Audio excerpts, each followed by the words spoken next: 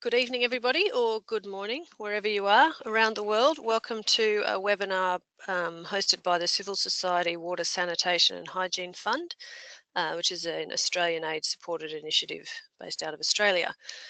Tonight we're giving a webinar, well, I should say the team from Aguaconsult is giving a webinar looking at the findings from research into effective WASH approaches and innovations in the Civil Society WASH Fund. So the WASH Fund is a $103 million initiative that covers 29 projects across 19 countries. And this, I'll soon explain the outline of the webinar, but first we'll go into some information about how to use this webinar platform in case you haven't used it before. Just some general guidance. Please mute yourself when you're listening by clicking the mute button. If we don't mute, there's a fair bit of feedback which can reduce ability to hear by everyone else.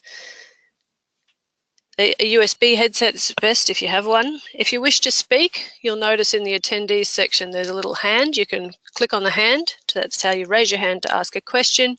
There's also a questions section where you can type a question. If you have any technical difficulties, please email this email address, cswashfundonline@thepalladiumgroup.com, and there's also help at that site there.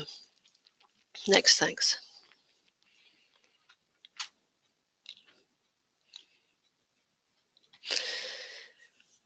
Those are just to illustrate those areas that I mentioned, the hand to raise your hand for a question, and then the question section where you can type a question, and that we may be able to respond either in written form there, or we'll answer as the evening progresses. Next. So the general structure of the webinar, sorry, I didn't introduce myself. I'm Bronwyn Powell. I'm the Knowledge and Learning Manager of the Civil Society WASH Fund. I'm giving the introduction, background to the research. Then methodology and data analysis will be presented by Delia Sanchez from Aguaconsult. Following that, we'll have block one. So we'll do two presentations first. The first is by Harold Lockwood on policy influencing, and the second is by Mary Liao on gender and social inclusion. We'll then break for about 7 to 10 minutes for Q&A and discussion. The second set of presentations will be on market facilitation and innovation by Chris McGahey. And there will also be time for question and answers after that. Thanks. By way of background to the research, the Civil Society WASH Fund Management Facility, where we're based here in Brisbane, commissioned Aguaconsult in the UK to undertake this research. It's quite a large research, which aims to deepen and complement existing monitoring and data collection, which is already undertaken by the Fund Management Facility and the Monitoring, Evaluation and Review Panel. So it's not an evaluation of CSO performance.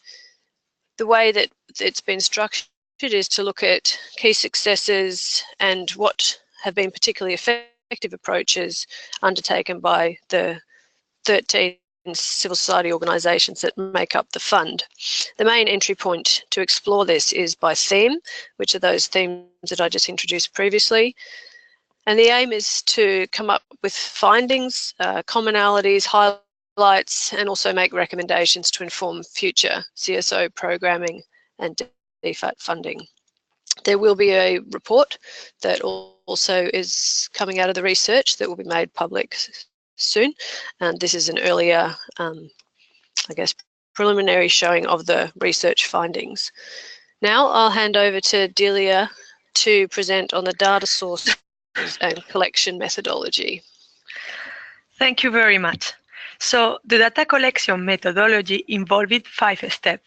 First, as you can see, we identified the data sources, which were composed of secondary sources of information, documents, and CSO data provided by the fund, and data from primary sources of information, namely the online survey and the interviews.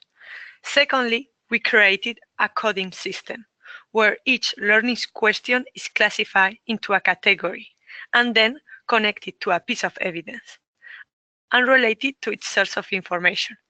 I will explain this in more details in a few seconds. Thirdly, we created a database where the expert inputted the information throughout the data collection phase. The database was organized by theme and learning question, and a note was made of the source of information and the evidence. Then each piece of evidence was transformed into a citation, and finally the data was triangulated.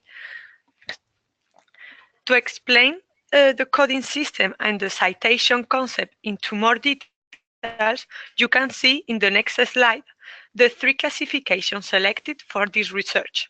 First, nominal, which are categories, and ordinal, which are categories which can be ranked, and the last one, narrative, which represented a minority. So, as you can see, each category is a citation, meaning a data point. One source of information provides one citation, which corresponds to a row in our database. With all the data collected, we carry out a descriptive data analysis. It provides a simple summary of the sample and the results obtained. Together with simple graphic analysis, they provide an easy but efficient analysis of the data. In total, we obtained over 1,500 citations, which were analyzed by theme and between themes. However, when divided them by theme and learning question, the sample size was too small to carry out significant interferential analysis. In total, we studied 23 projects over 13 countries and 11 CSOs, which represented 2.35 gigs of documents. Finally, the team carried out 50 interviews. Now I'm going to hand over to Harold so he can present the policy findings in detail.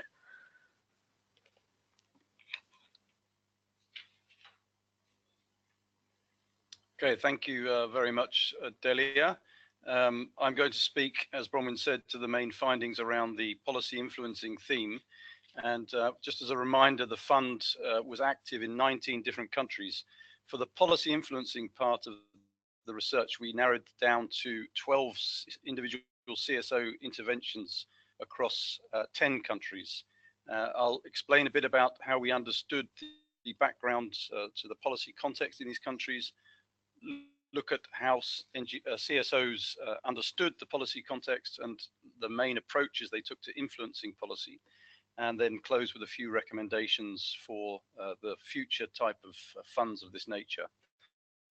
So thinking about the context, first of all, when this slide appears, you'll be able to see a graphic which shows essentially national access to basic sanitation on the vertical axis and GNI per capita as a proxy of wealth on the horizontal axis. And this is one of the areas we looked at where we could see a common sort of trend. So you'll see on the graph there a number of different dots, each one is a country, and you can see there's a broad range of population sizes. And one of the trends we did find is that broadly speaking, as countries get wealthier, so access to basic sanitation goes up. Now it could also be, of course, the reverse, but we weren't tasked to understand or research that in detail. But this was one of the few trends we saw. We looked at different socioeconomic aspects, looked at physical attributes, and really this is one of the few trends or taxonomies we could identify. The only other one that's of significance for us in the policy influencing area is that there are the fund contains a number of countries with small populations, either small countries like Bhutan or small island states, Vanuatu, Fiji, Timor-Leste, and quite a few of those are highly aid dependent. So you can see a commonality in terms of a very small institutional and policy space, if you like, in which CSOs can operate. So that was the one area we saw of significance. When we started to analyze the policy environment, we saw that most countries now have some form of water policy or act or strategy in place. A fewer number, 9 out of the total, have a dedicated sanitation policy or strategy in place, and the rest have some kind of integrated strategy for WASH across all areas. We then also tried to rank or assess the strength of the policy environment, and we applied our own criteria, a very simple traffic light for strong, sort of moderate or weak, and only one country in the fund grouping came out with a strong policy environment, that's Vietnam, and the rest were really basically moderate, so meaning that policies are in place but still with some gaps, and most significantly not always reaching down to lower levels of governments or markets to be applied successfully. We also noted across the fund countries that 2 of them, Pakistan and Nepal, have gone through very significant governance changes just before and during the period of this last fund, around devolution of responsibility. So institutional mandates have been devolved, pushed down to lower levels. The space for policy development has also been pushed down, and that created quite a few challenges for CSOs, but also some opportunities as this new policy environment was being created at lower levels.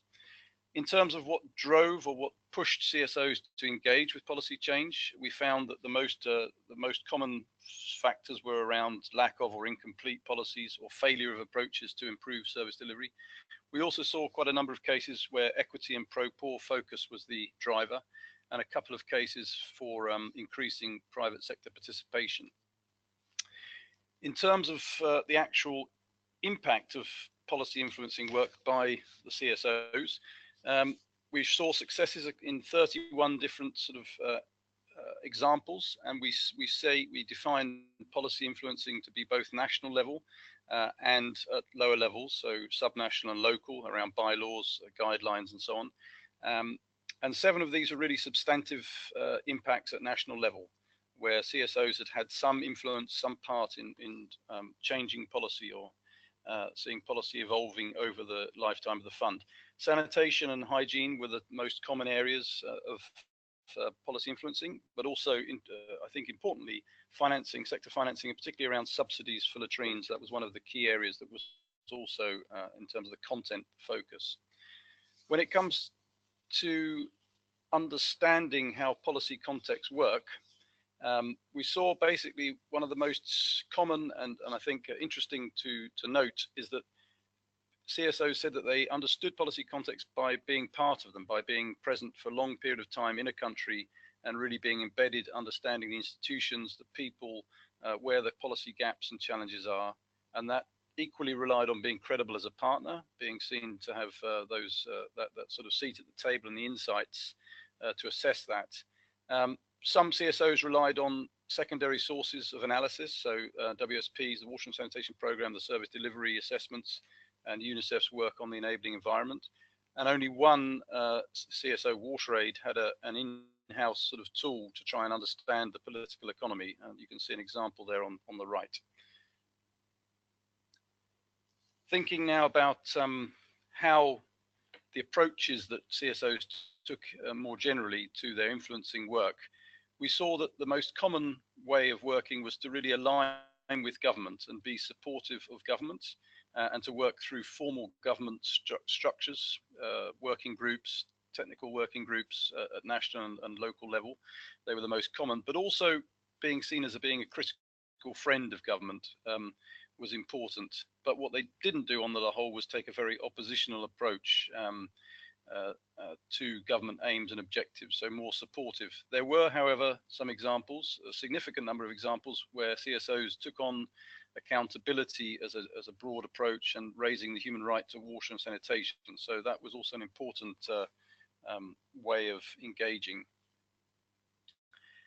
Another area of engagement that we thought was important that came up in several of the more successful cases of policy influencing was what we call informal or soft influencing power. So this is a continuous process of engagement, often relying on personal networks and relationships, constantly engaging with policymakers.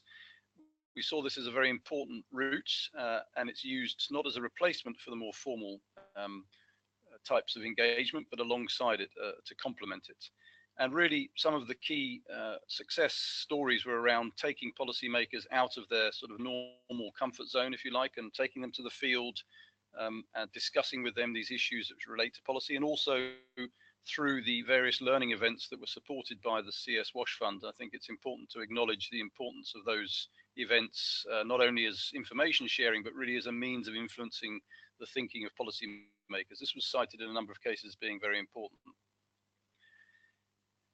When we now get down to the sort of nuts and bolts of how policy influencing was carried out, there was a clear standout in this research that we found that bringing evidence from the field, so evidence from pilots, from research, from in some cases randomized controlled trials, and putting that into the policy debate at national level. So it's really important role for evidence. Being seen as a credible partner, as I said, is very important. Having that seat at the table was cited as an important way of influencing policy, as was understanding and using financial commitments, budgetary allocations as a lever, an entry point to push for policy change. And finally, understanding and working with political champions was an important approach. We saw this in a number of cases, notably in Pakistan through Plan International's work there, working with provincial politicians and local politicians to use them to raise the profile of WASH as a way of influencing policy. The flip side of this, of course, is that politics also gets in the way, and we realize it's a messy world out there, and political influence is one of the key barriers, including rotation of government staff for political ends. So people build up a lot of a relationship with key policymakers, and then suddenly they're moved. So that was a barrier. Also, CSOs can't do this work alone. They simply don't have the leverage in all cases, and the most successful examples were where CSOs worked with multilaterals and bilaterals with aligned advocacy messages. It could also be that CSO efforts are simply out of sync in this last 5-year cycle. You know, that's just the way of the world. Sometimes these things don't line up. And another frustration or barrier was around the lack of money to follow through with policy reform initiatives. So in other words, if there's no money to follow through with what you want to influence, then it's likely that people will resist that. So just a few recommendations to close. We know that the DFAT is funding a new Water for Women fund. This could also be relevant for other CSO or NGO initiatives. First of all, policy influencing takes a certain type of skill and organizational profile. Not all NGOs are good at this, so be selective around who you choose if this is your aim. It's generally those that have this as part of their core mandate, their organizational DNA almost. So be careful about selection, and really invest in understanding the political economy, not only of the WASH sector, but of national governance issues more broadly, decentralization, fiscal flows, public administration. Without that deep understanding, it's hard to affect policy change. Really, we support the investment in collecting, documenting, and disseminating evidence. We know it has a value in its own right, but also for policy influencing is extremely important. So funders, please support this. And finally, be realistic about the time it takes to do this kind of work. It doesn't happen overnight, and it's subject to external shocks of various kinds. So be realistic about the change processes involved. And with that, I'm going to mute myself and hand over to Mary to talk about gender and social inclusion. Hi, my name is Mary Liao, and I'm going to continue on the presentation. Thank you very much, Harold, with gender and social inclusion. So I'm going to start first with the JESSI theme, where it looked at 12 individual CSOs interventions, implementing across 13 projects across 11 countries, with Nepal and Zimbabwe appearing twice. Within the conceptual framework we used to examine JESSI, I'll start with their slide summarizing first the first stage, which examines the sort of policy environment within a country to mandate the acceptance or normalization of concepts such as equality and inclusion, and generally and specifically within the WASH sector. In other words, how strong is the commitment of the government to an inclusive society and to ensuring that WASH-specific programming benefits everyone? And what structures have been put in place to facilitate the institutionalization of those policy mandates throughout the country? And also including how functional are those structures and processes to implement national policy all the way down to the community level. The second stage will recognize the effective gender mainstreaming that it requires in plans, resources, and dedicated people to ensure that these commitments are translated into action on the ground. And the third stage looks at formulating questions on what is the intent of the project to seek social transformation through project initiatives? So my first slide looks at policy mandates. And what we found is that 6 of the countries demonstrated strong linkages between WASH and JESI policies, which facilitated effective roles and responsibilities supporting that legislation down to the community level. And what we found is that the 6 countries included Bangladesh, Indonesia, Nepal, Bhutan, Zimbabwe, and Papua New Guinea. And in 5 of the countries, Myanmar, Timor-Leste, Vietnam, Cambodia, and Vanuatu, although the linkages were in place, no clear and effective roles and responsibilities were spelled out in the country's WASH policies. We found that Nepal probably demonstrates the strongest policy environment linking JESI to WASH. I could give you some specifics around that, but I think that that might take up a little bit too much time. What we found is that JESI initiatives at the community level are just more sustainable when linked to simultaneous strategies to support the enabling policy environment and to support institutional structures to implement policy mandates.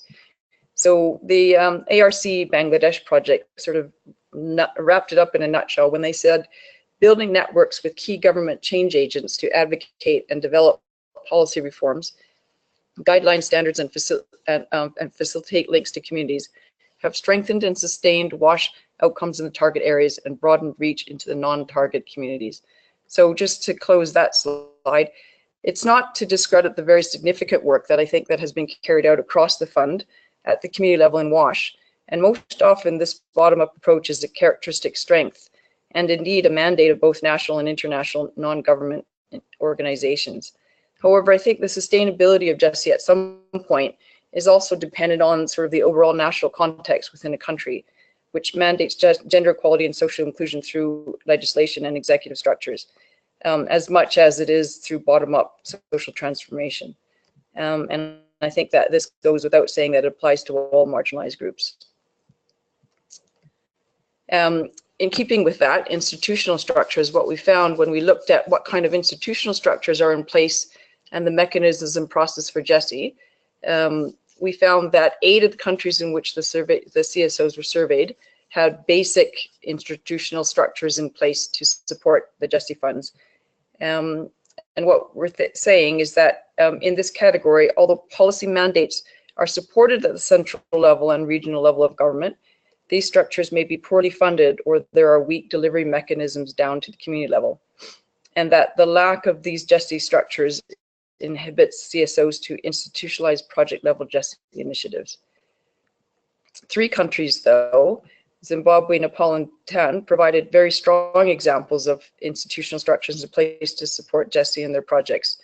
And that goes all the way from the national level to the regional or district levels and then down into the communities. And in one of the examples we had was in Nepal, for example, where SNV indicates that a partnership agreement with the Women and Child Office was now part and parcel of every task force in the communities or at the district level. Zimbabwe had a very interesting approach in the the WHH project, where the JESI champions were nominated in the delivery team to maintain JESI focus, and champions were appointed within the communities, backed up by the knowledge management units at the level, which ensured a JESI focus was maintained in all trainings and provided a JESI conscience for the program, challenging governments and officials, traditional leaders, and community groups to ensure that normally excluded voices were heard and heeded. In terms of mitigating barriers, I think mitigating barriers is one of the areas which is important in terms of, you know, identifying first what kind of barriers were in place for which groups in terms of marginalized groups across the countries. And what we found was across 12 CSO interventions, the most common approach utilized to address barriers in terms of access to WASH facilities was to raise awareness of JESI issues around WASH access. And the idea is that the raising of awareness was primarily to increase the participation of women and other marginalized groups in WASH activities.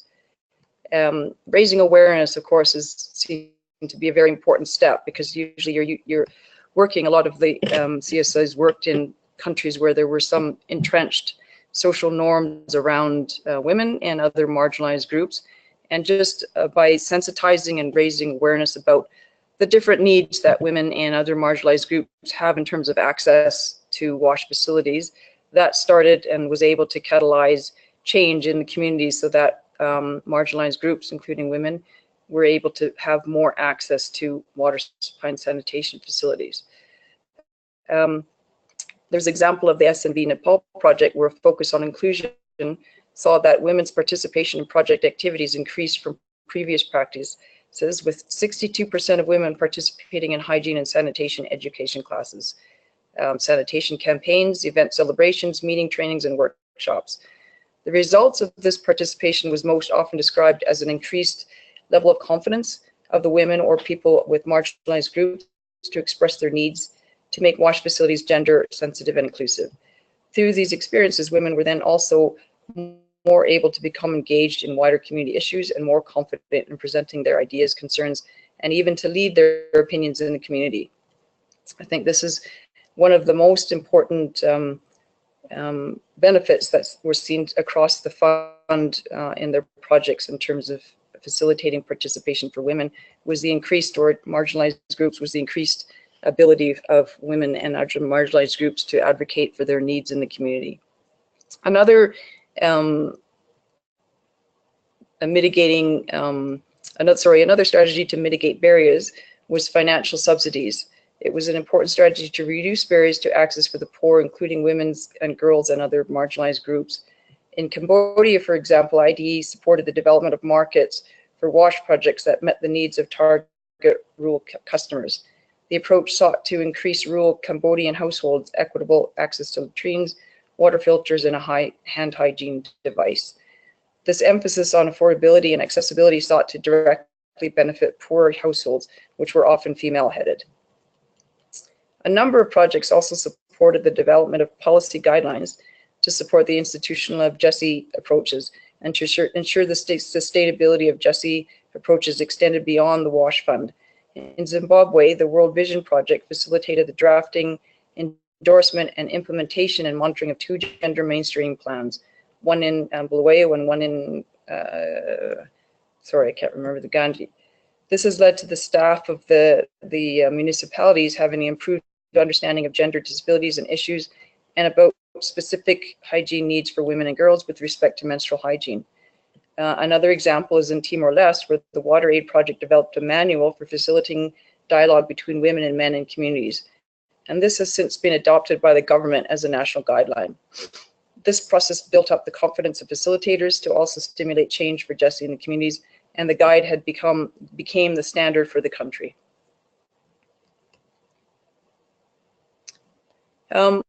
Overwhelming focus on participation. This was clearly it was the most common definition of the success for JESI initiatives across the fund. And the idea was that the JESI initiatives increased participation not only in active decision-making role, but as an important step towards wider gender equality aims. Across the fund, 12 CSOs, the majority perceived the participation of women and marginalized groups to be the most common feedback tool used, with an emphasis on the quality of participation, not just the volume. Importantly, this quality of participation was considered to be more important as an indicator of success. The most common premise, again, was that increased participation led to greater capacity of women and an enabling environment for women and other marginalized groups to be involved in decision-making in the household and in the community. For example, SNV Bhutan reported that the national strategy provided operational guidance on how the program can increase women's participation and influence on WASH decision-making at all levels. And they formed strategic partnerships with local women's groups in the country, and additionally women working with female natural leaders at the communities and working with female households have established the direct link with women and improved WASH outcomes. In Zimbabwe, WASH management structures have women and men in management roles, which allow both genders to be involved in decision-making. This the project led the municipality of Gwanda to identify a gender focal point person for the purpose of effectively mainstreaming gender elements in all operations. The project said that prior to the project, the Ministry of Gwanda was unaware of the importance of the role due to a lack of knowledge concerning gender mainstreaming. Another example was the World Vision PNG project. We reported that the redistribution of household chores between women and men helped improve the well-being of women, which was often overlooked, and gave them more time to participate in other activities within the community and the family. Even in Pakistan, where the gender context was very, very challenging, and where representation of women in government institutions at the district and provincial levels was very limited, Plan Pakistan felt that it was able to involve women in project activities such as participating in WASH communities. The project hired female social mobilizers as community-based motivators at the district level to extend the 50% representation of women in water committees. IRC Pakistan also felt that it was able to implement a strategy which supported women's participation in WASH activities. They reported that in a male-dominated society, they adopted an approach where they used separate female and male committees, and they thought that that was a perfect strategy to support GESI objectives. The overwhelming focus, though, on participation as the primary indicator of changes can be potentially problematic, as it can run to a risk of acting as a proxy for sustainable social change. And the one point that we want to make, though, is that there can be a tendency to utilize participation for project efficacy or efficiency, or projects conceptualize participation as social transformation. However, the reality may be different. The views of women are thus very important to assess whether the success of the project approaches has been good in terms of participation. The idea there is that participation can be used just as a means, as an indicator of gender mainstreaming, but in fact, what you're looking for and what we'll talk about further on in the slideshow is that we're looking at the ultimate goal of social transformation. Gender responsive budgeting. I mean, I think this is a pretty clear instrument for GESI change. What we find is that addressing GESI really requires slow step-by-step action due to very entrenched attitudes and customs that can be in place in some countries. I think the IRC project in Pakistan really demonstrated that, and how long it took them to work on increasing participation in the water committees. So it's important to allocate adequate resources, both human expertise and time, and operational, obviously, budgets to deliver GESI and WASH programming.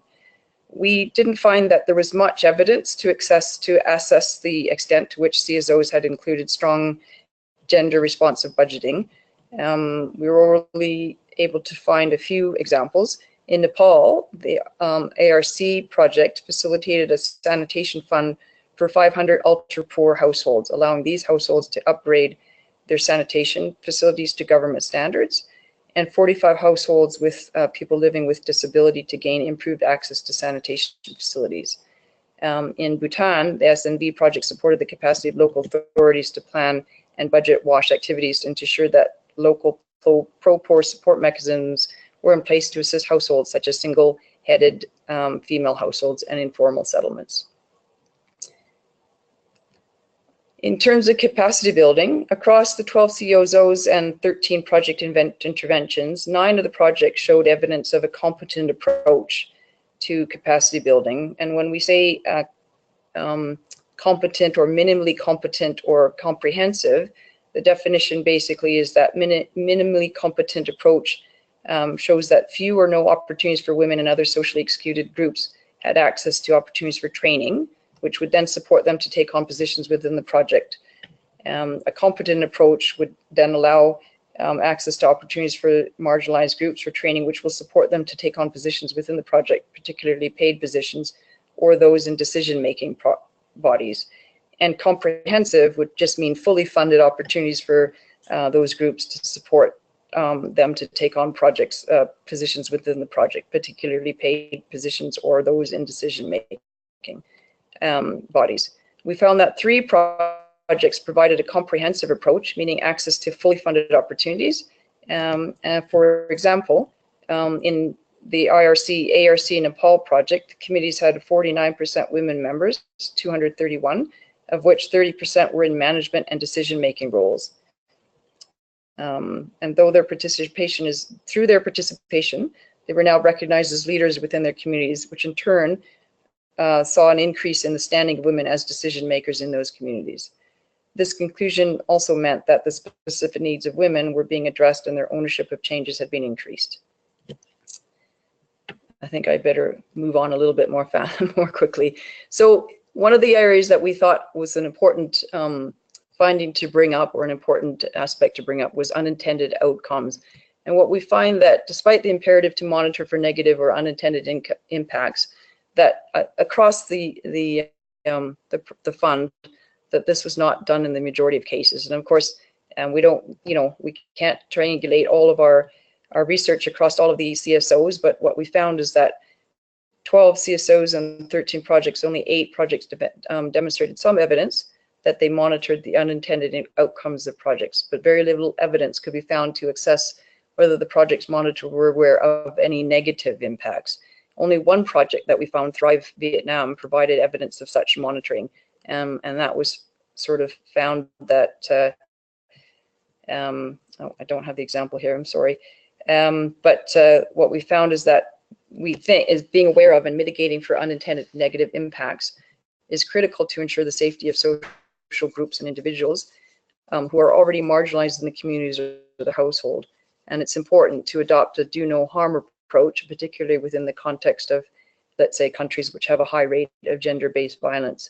And it's important then to make sure that any unintended impacts are monitored, and that will come up in one of our recommendations at the end. So social transformation is the ultimate goal for any development project, hopefully. And we think that WASH projects, provide a particularly strong intervention within the communities to affect social transformation.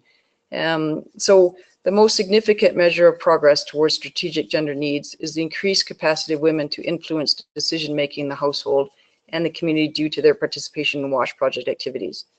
The common premise that increased participation will lead to both a greater capacity of women and an enabling environment for women to be involved in decision-making in the household really has been demonstrated across the projects in the fund. There are numerous examples of ways in which the projects have been able to foster greater decision-making for women in their communities and their household.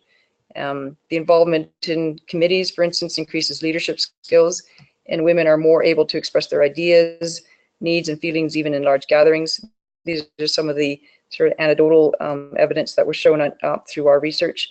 Changes have also been seen in female motivators as they can voice in community and lead the discussions and able to express their opinions. And the project activities had a positive effect on women's empowerment.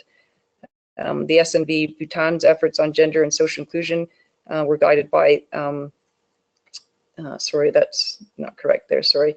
The World Vision Zimbabwe project influenced changes through awareness training, raising training for various stakeholders, through training on health and hygiene education, etc. The ARC Bangladesh project specifically targeted women, girls, and people with disability as project end users of the WASH interventions, and consulted and involved them to design, plan, and monitor and evaluate these evaluations. The Vanuatu project sought to ensure that women were included in decision-making in terms of WASH in communities and families, and to ensure that toilet designs met the needs of everyone in the communities and the families. And those are just some examples of some of the ways in which the projects across the fund were able to increase participation and to help social transformation in the communities. The involvement of women certainly increases their leadership skills, and changes have been seen in those communities. So in terms of our recommendations, requirements for successful JESI interventions, we think that it would be good for the fund and the projects across to improve the monitoring of unintended negative impacts of project approaches and activities on women and vulnerable groups, especially in light that those groups and individuals are sometimes in very precarious situations within the community, and any impact on them needs to be monitored to be carefully shown that the project interventions are not causing them harm. The participation and training doesn't necessarily lead to or equate with systematic social change for women to gain strategic gender needs, and therefore indicators to assess the increased influence of women in the decision making at various levels of society should be developed and applied. We feel that future projects should monitor and assess the ability of women to build on their enhanced capacity as a result of positive WASH interventions. And this kind of means that, you know, we tend to build the capacity of women to participate in projects, and disabled or other marginal groups to participate in the projects, but the real aim could be that we would like that those groups and individuals would then be able to use that capacity to affect change in the wider community through the activities of the project. We also believe that linking and integrating capacity building with access to formal education might be a good idea, you know, particularly in the sense that we know across the WASH sector that most of the sort of, as you move out of the community and into the district and to the national levels of government, that women in those positions is much less than men. And the idea is that if you were able to access more women in those positions, that WASH programming might become a little more gender sensitive from the start. And so that would also provide opportunities in terms of employment for women to gain those positions within the WASH programming sector. And then improving the monitoring of menstrual hygiene strategies and the impact on increases in girls attending schools. And we noticed that the projects which integrated menstrual hygiene issues indicated that their activities resulted in positive impacts on girls and women in terms of access to the facilities, which supported their need for privacy and dignity. However, for the most part, it's difficult to assess whether projects measured an increase of girls' attendance at school due to menstrual hygiene management strategies. And school attendance and the associated intent to support broader empowerment and heightened status of women through education is often cited as the expected outcome of the WASH projects, and therefore it would be an idea for the fund to encourage a more systematic approach to measuring that actual achievement of those objectives. And Thank finally, you. sorry, yep, nope, that's fine, thank you. Okay, thank you, Mary. I mean, it's great to hear the findings of the research, particularly some of those, you know, particular things about the emphasis of Jessie in capacity building, and also that, you know, we can say with confidence that social transformation and has been well demonstrated in the projects within the fund. We'll just take a break now to hear a bit from our audience and wonder if you have any questions of either Harold or Mary from either of their presentations. If you'd like to put your hand up, you could we can unmute you and you can speak, or you can type the question in the box if you have any queries. Or maybe I can start off while the rest of the audience thinks about that. But Mary, I was wondering if you could define structures. I think that's potentially a term that we don't use very much in our sector, in the WASH sector, the institutional structures that facilitate Jessie. Can you explain what you meant by that?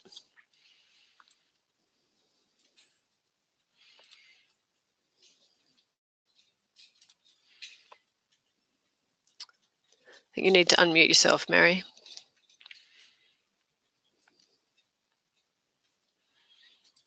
Sorry about that. I'm unmuted now. So no, basically, yeah, the word structure, I just mean to refer to any mechanisms and processes that are in place to sort of institutionalize the policy mandates towards Jessie, or any policy for that matter. So it's just basically the national machinery that goes all the way from the national level down to the district, to the community level. Okay, great. Thank you. Let me see if there's any hands. There's Jaganjir Alam. You've had your hand up the whole time. Did you have a question? I'll just unmute you. Did you have a question? You can speak now. No, no question. Sylvia, did you have a question? You've got a question mark there. Oh no, we've answered that one, I think, about the video. Okay, I don't think we have any questions, so we might keep moving on. And our next presenter is Chris McGahey. Thanks, Chris. Okay, for the next 10 minutes or so, we'll talk about WASH market facilitation, the findings from the research. What you'll see is there's a sanitation focus by the CSOs, but I think that what you'll find is that the trends that we've identified would apply to water and hygiene as well. If you can go to the next slide. The CS WASH Fund portfolio of market-based approaches contained a wide variety of projects. Many focused on improving quality, design, and/or cost of products. And to do this, multiple CSOs applied the principles of human-centered design to ensure the identification of customer demand. Some also worked to establish new commercial providers of existing or improved products or services. Others supported an expanded base of product producers through technical and business training, while also serving as brokers to connect producers to sales agents and hopefully customers. So this wide variety of project activities to be studied required a uniform analytical approach that focused on good practices needed to establish a locally appropriate sustainable marketplace. If you can go to the next slide.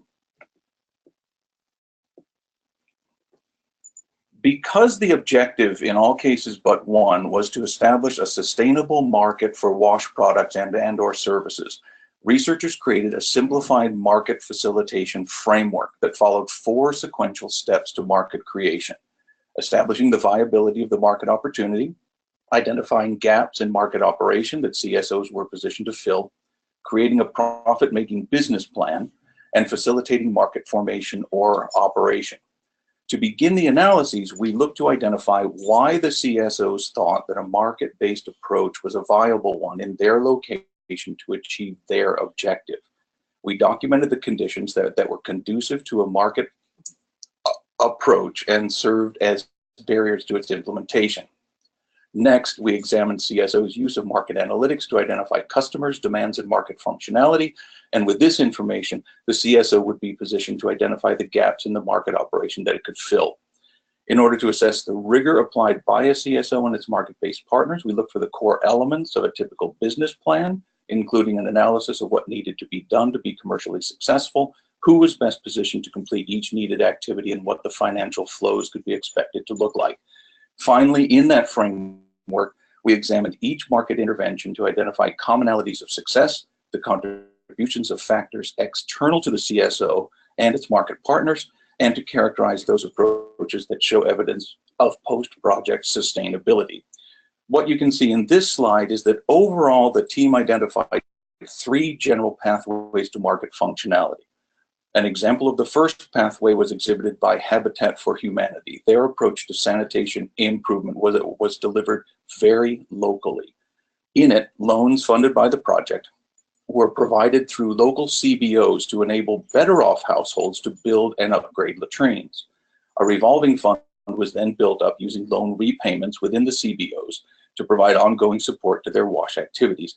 This local and site-specific approach also describes the many CSOs who placed an existing or new product into a local supply chain, all without the need of government facilitation. An example that typifies the second pathway is IDE's work in Cambodia.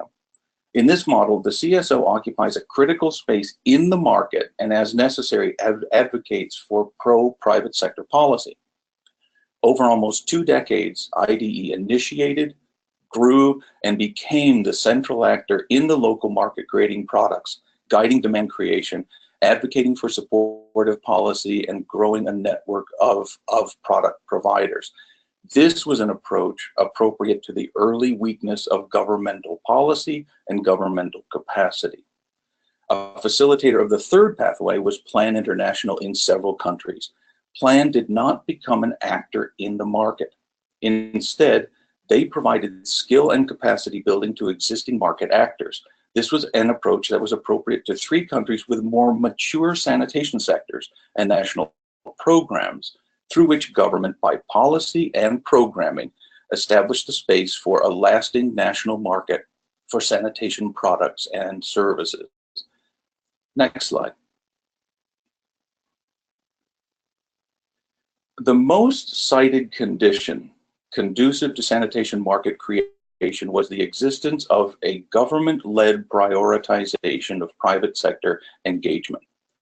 In our research, this prioritization was most commonly in the form of a national sanitation strategy, a national program that highlighted community-led total sanitation, or a time-bound goal of achieving open defecation-free status across the country. Consistent with this was the second highest cited positive condition, where a national environment and/or local initiative supportive of improved sanitation stimulated demand for household purchase of sanitation facilities, products, or services before supply chains were fully in place for private sector provision, but creating incentives for entrepreneurs to enter and engage with the market. The combination of these two factors was the overwhelming programmatic context that made market-based responses a viable solution when a CSO demand generation program such as CLTS aligned with a government-driven mandate for improved sanitation conditions. Government support to the health of markets took many forms across projects. Community health workers or sales agents were a common link between poor households and the market. And for those like Thrive Networks in Vietnam and Cambodia taking an output-based aid approach, desired engagement of government staff centered on budgetary commitment to replace donor-supported rebates. For programs like Plan Vietnam that facilitated governments developing of one-stop sanitation shops, engagement of government staff was primarily in the form of capacity building and operational support. And in Plan's work in Indonesia, market operators looked to government for assistance in pro-business regulatory reform, including promulgation of national quality standards for locally made products. Next slide. Although most CSOs did not conduct a market analysis to guide interventions, those who did so in a variety of ways. Rigorous analysis was a feature of Plan's work in both Indonesia and Vietnam, where professionals experienced in market analysis were engaged.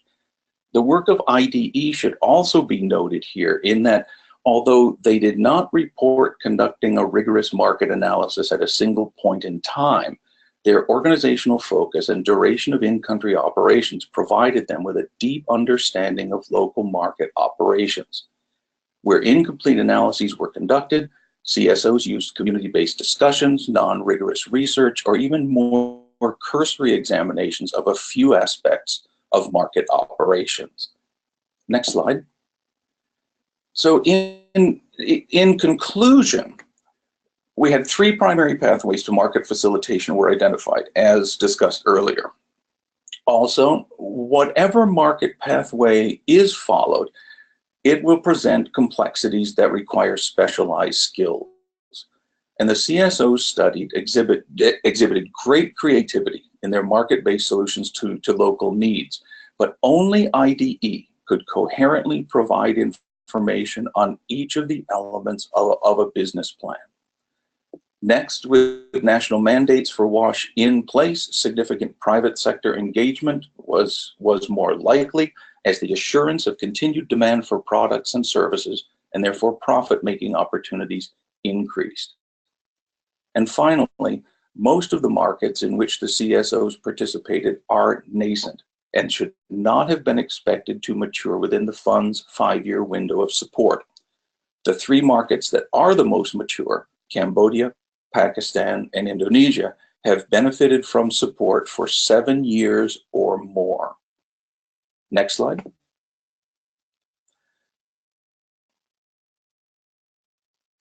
So the recommendations we put forward that are in future programs, we recommend 4 key items.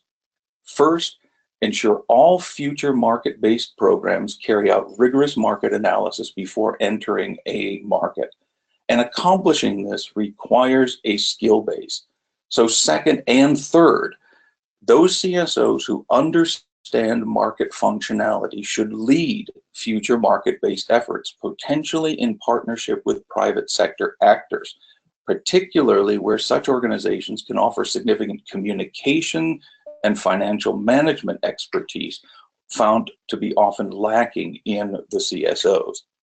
Regardless, in future programs, CSOs should be required to identify the necessary skills they lack, the partners that will be engaged to help, and the associated costs.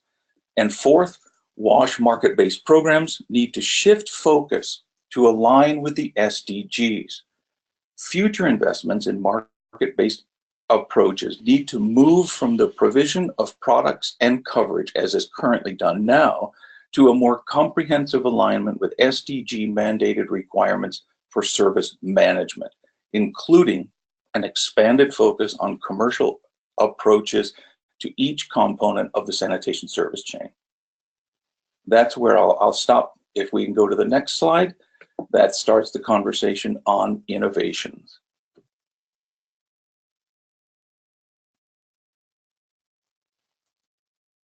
Next slide, please. Innovation is really quite easy, but integration and uptake, on the other hand, are complex achievements requiring attention to a chain of actors and factors. If you can go to the next slide. Similar to markets, the CS WASH Fund portfolio of innovations contained a wide variety of projects. They included the revolving fund, previously discussed, application of randomized control trial methods to quantify impacts of new programs, incorporation of risk assessment and resiliency into CLTS programs, and a variety of stylized products and local adaptations of successful approaches from other parts of the world. Next slide. The analytical framework we used is the commonly cited innovation cycle, in which CSOs would have roles in problem identification, concept development, piloting, adapting, adopting, and advocating to facilitate uptake and scaling. The last part of this cycle is sometimes referred to as advocacy, sometimes as scaling. For a CSO, that last step might be advocacy, as scaling and uptake often involve forces that are out of their control. But in the CSO interventions reviewed in this research, we used scaling, as we considered the end result question to be, did the innovation get to where it needed to be to improve WASH service delivery? Next slide. Before going further, it's important to define innovation as it was used in this research.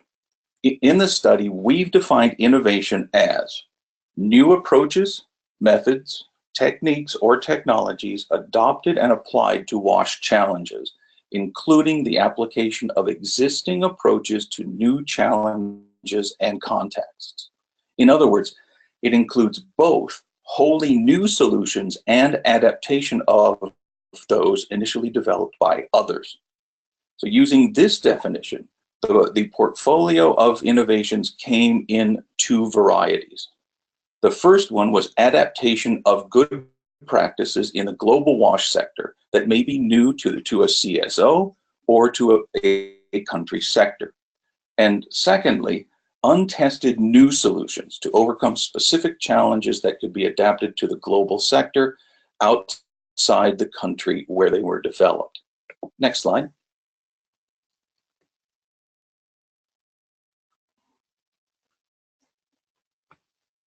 Next slide on barriers. Only a handful of the portfolio of innovations advanced past the piloting, adapting stage of the innovation cycle.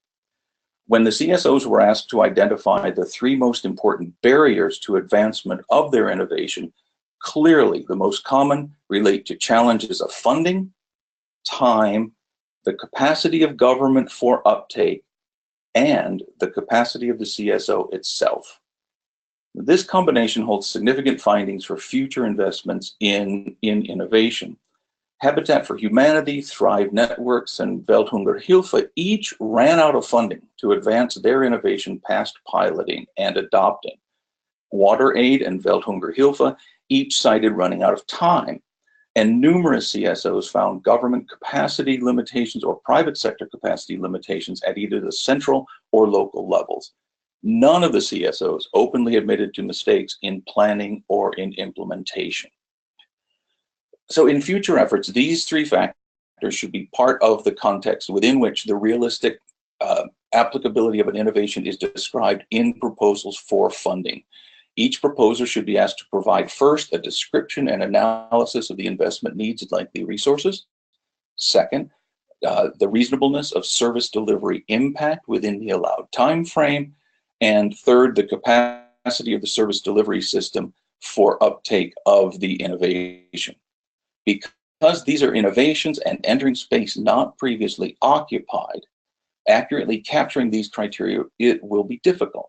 But planning for them obviously needs to be part of advancing innovations beyond clever notions to the level of sectoral uptake. Next slide, on ownership. The researchers found that innovation ownership is a pivot point on which sustainability of an innovation rests. If the innovation stays under CSO ownership, then the resources of the CSO are required to ensure the innovation's advancement to the final stage of the innovation cycle, uptake. If government or the private sector has adopted and resourced the innovation as part of its standard delivery of WASH services, then the innovation's advancement is more likely. If the innovation becomes part of the standard delivery of a local organization, then its sustainability is conditional on the continued operation of the local organization. Illustrating that last point is Habitat for Humanity Bangladesh's handing over of the household sanitation lending facility to a collaborating community-based organization at project end. Government, on the other hand, has adopted the innovations of SNV Bhutan in behavior change communication and of Plan Vietnam in environmental risk assessment into their programs. According to the documentation reviewed and conversations held during this assessment, the remainder of the innovations that reached adoption stage continued to be owned by the originating CSO and have been adopted as their own internal standard practice. Next slide. But one of the findings that we were surprised at is we found that there's more than one way of looking at the achievement of scale, the endpoint of the cycle. While the innovations supported by the funds have rarely completed the innovation cycle, we found evidence that they are radiating out from the immediate center of the CSO originator. Other COs have applied the innovations developed by WaterAid Timor-Leste, Plan Vietnam, and SNV Bhutan. Local governments are applying the behavior change methodology created by SNV Bhutan in mothers' clinics and have certified Veldhungerhilfe's WASH wizards in Zimbabwe to help with their battle against illegal connections. Sanitation suppliers in Bangladesh have accessed the revolving loan funds developed with support from Habitat for Humanity that I discussed earlier, and which are now fully in the hands of local CBOs. But as was the case for markets, it's necessary to allow time for innovations to diffuse and be taken up into the normal practice of practitioners and authorities. In the context of the SDGs and their mandate for sustainable sanitation management, the research team recommends that future rounds of CS WASH funding invests in investigating the continued dissemination of these innovations to identify which eventually become adapted best practices of tomorrow. Next slide. Other conclusions include the following: market analysis, funding sources, ownership and/or handover plans should be essential components of innovation proposals, particularly where public money is involved. Secondly, involvement of private sector beneficiaries of innovations should be encouraged. And thirdly, CSOs often perceive what they are doing as innovation, which in many cases is actually adaptation or application of good practice. Adaptation of good practice to fit new purposes and local context, though, is a critical part of the CSO innovation landscape, but it should be evaluated in a definition to guide funding. Next, this issue of incremental uptake. Incremental uptake may be a valid indicator of innovation success. For example, as I pointed out in the last slide, several CSOs have applied the innovations developed by others, even though on first analysis, the innovation did not complete the entire innovation cycle. And finally, just to repeat, ownership is critical for sustainability. Next slide. So we present 6 recommendations from this Study for Future Innovation program. First, settle on a functional definition of innovation that addresses issues of adaptation, uniqueness, potential for sector application, endpoint, and ownership. Second, in the context of the SDGs and their mandate for sustainable system management, future efforts should support new projects, but also track the diffusion of the innovations created in this phase of investment to identify which become the adapted best practices. Third, future efforts at innovation support should ensure that reasonable and defensible estimates of time, cost, and capacity are provided in advance of funds being obligated. Fourth, future efforts to support innovation should ensure that budgets are allocated equitably to each stage of innovation development, from concept design and testing through to the identified endpoint of the effort. Fifth, future efforts could include accommodation for risk and failure, but they should specify how findings from failure would be captured and put to beneficial use. And finally, in future commitments to support innovations, those expected to benefit from an innovation should invest in its development. End users should be investors if they anticipate benefiting from an innovation. Investors should include both the CSO and private sector actors that may benefit from the success of an innovation. Their skin in the game would be expected to drive innovation further toward endpoints, user ownership, and sustainable operation than has been observed in the use of risk-free funds from donors. And with those recommendations, I'll stop and turn it back over to you, Bronwyn, for questions and discussion. Thank you very much, Chris. That's great. Lots of really interesting findings there. We do have some questions from our audience here. I think we could direct the first 2 to you, Chris, so just stay unmuted. The first one is a question about what strategies the CSOs are using to sell sanitation products in poor communities. That's from Sylvia Lander.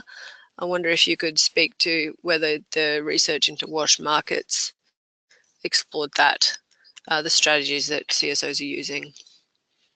There were actually plenty of different strategies. I think this is where there was one quote that I had in there about the CSOs and creative solutions to their localized problems. They were using the full range of sort of traditional CSO options: house-to-house visits, community meetings, vendor displays, those kinds of things. The surprising conclusion when we look at that were, we only found one example of a CSO that was using social media or internet-based communications or even mobile phone applications for promotion of products. That's something there's more detail of in the final report, but we were kind of surprised at that. But it was kind of, in summary, it was the conventional CSO approaches taken to communicating with rural populations, mainly house-to-house visits and community meetings. But you think there's scope to explore more, I guess, current social media options? Yeah, on another activity, I actually met with one of the gentlemen who was doing that in Indonesia, and it was very, very simple. He had marketing material. He had a Facebook page that he would promote his products through, and he was getting purchases through it. So I think where those are viable means of communication with customers, it should certainly be used more widely. Getting back to the need for the analysis done to create the business model, one aspect of which is who are your customers and how do your customers access information? Great. I hope that answers your question, Sylvia. The next question for you again, Chris, is about, well, it's mostly about, I think, market distortion. So the question is framed as unintended impacts of WASH programs, but they're saying that, I'm not sure where this person's based in, Tesfaye Hussein, but they're planning on distributing cash vouchers for women and girls of reproductive age, which might not drive the market price up. How then can they measure the impact? So I wonder if you could speak to that, the idea of, I guess, providing targeted subsidies, or maybe not that targeted, if it's all women and girls of reproductive age, but how they might go about measuring the impact on the market. This was one of the most interesting findings that crossed over from the market work to the innovation work. You heard me refer to, particularly in the innovation presentation, about the application of randomized control trials, one for the behavior change program in Bhutan, but the second one was specifically for this. It was to look at the impact of subsidies on the current sanitation market in Cambodia. You had two potentially conflicting CSOs, both supported by the fund, operating in Cambodia. You had IDE working on a very pure market-based system, and you had Thrive Networks that was working on an output-based aid rebate system. And there was concern that the rebates provided through Thrive Networks to increase access of poor households to purchase sanitation products would interfere with IDE's market. So the CS WASH fund gave financial support to a randomized control trial under IDE's authorization to look at potential market distortions. To skip to the final page in the conclusions, they found that the rebates did not distort the market. But to look more deeply at that, there is more information in the final report of the research, and there is also an independent report that was produced from the findings of that randomized control trial. Thanks, Chris. And we've just heard from Tesfaye that he's based in Sudan, and I agree that that study about OBA and market distortion is probably one of the most interesting studies coming out of the fund. There's another question here relating to the marketing. The question's from Jesse Godwin. Did you want to see if we could get Jesse to speak? Would you like to speak, Jesse, and ask that question? I'll unmute you. Are you there? Maybe I'll just read it out. The question is, do you think there is more benefit to mass proliferation of marketing material through digital media, or a grassroots personal stakeholder engagement process is preferable? How would you assess the contextual benefits of each? You're not going to like my answer. I think that it is very, very context specific, but it gets back to what I mentioned before about doing your market analysis as an upfront activity. Part of that, as I said before, would be clarifying who your customers are and how those customers access information. And when you do that analysis up front for your local market, that will provide you with the answer to that question of what's the best way to reach them. So it's a systematic sort of social science investigation to find out how people get information that you want to get the information to. Great, thanks, Chris. I think we might head to this one that was for Mary, which is about unintended consequences. I think we've had this from a few directions, not just this evening, but wondering, Mary, if you can give any examples of how CSOs might measure for unintended consequences, given that they are unintended and they might be in realms that are life that are a bit unexpected. Have you seen any useful tools that are out there that CSOs might look to? Useful tools. You know, the most useful tool, I think, has to be sort of the gender situational analysis that first is conducted in any project, to really understand the sort of the whole social, cultural, gender context within which people live in the communities. And of course, you know, there's no study that can be handled that can be absolutely comprehensive in every way possible. So I think that CSOs need to be really flexible in terms of being able to look at different impacts or different factors that may factor into the project as it moves along. But I think that the first is the whole situational analysis in whatever tool that the project uses to look at sort of baselines and studies around, you know, potential impacts that projects may have or project activities may have.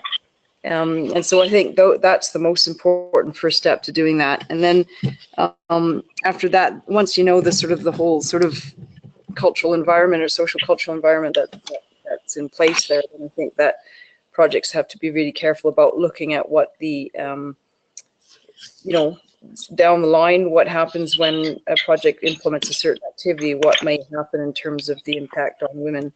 You know, I think one of the most common things that first came out in water projects was when women were encouraged to become sort of technicians or water technicians, and sort of the technical roles within communities are tend to be more male orientated than female orientated, right? And then there tended to be some backlash on women, and although, you know, things like supplying motorcycles and gas and things like that for women to move around and be more mobile, that tended to sometimes have a negative impact on women because it was a little bit too threatening. So I think then in that case, sort of awareness raising and looking at what the benefits are for women to be involved in projects in those roles is first a critical step to be able to changing attitudes towards women and prescribed roles that they may or may not have in communities and their families. And I think little things like that are very important, but they're painstaking, right? It's about doing the research, looking at what the actual roles are, looking at what kinds of movement there can be within those communities and households to enabling women to do those kind of non-traditional activities in their communities and their families.